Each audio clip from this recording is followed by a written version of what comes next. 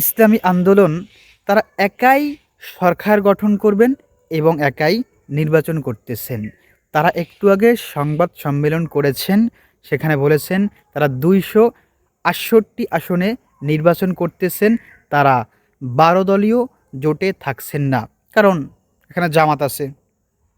তাছাড়া কিছুদিন পরে নতুন কিছু আপডেট আসতেছে, নতুন কিছু ফতুয়া বের হবে চরমোনাই থেকে। ভাই, এই যে জোট নিয়ে তাদের দুইটা গ্রুপ হয়ে গেছে।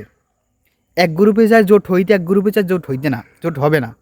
এই যে চরমোনাই, তারা নিজেরা চেয়ারম্যান, তাদের নিজেদের ইউনিয়নের চেয়ারম্যান হইতে তারা নিজের বাইরে মারামারি করে, এমন একটা অবস্থা।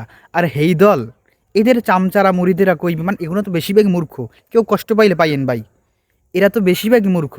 এরা পিসাবে মনে করে যে পারলে জান্নাতে লই, যেমন একটা অবস্থা। পিসাবে যাই কাহি এই 100% সত্য। আর প্রতিটা আসলে নেতার যে অবস্থা, নেতাই নাই এক কোনো, লিড দেওয়ার মতো কোনো নেতাই নাই, বুঝছেন? ওই যে ইমামতি করলে আর বক্তা হইলেই সে নেতা হইয়ে যায় না। এটা ইসলামী রাষ্ট্র না, এটা ইসলামী কান্ট্রি না।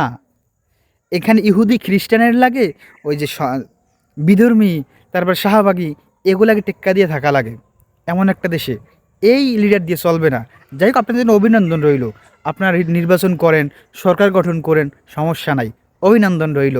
দল থেকে বের হয়ে গেছেন, এটাও কোনো সমস্যা না। কারণ সরকার গঠন ভোট হওয়ার আগেই তারা মন্ত্রিত্ব তুলে ভাগাভাগি করছে। এই চর্মনাই, এরা হলো এমন লোক, এরা ক্ষমতা চায় না, এরা চায় ইসলাম কায়েম। কি ইসলাম কায়েম চাও, সেটা প্রমাণ করে দিছো।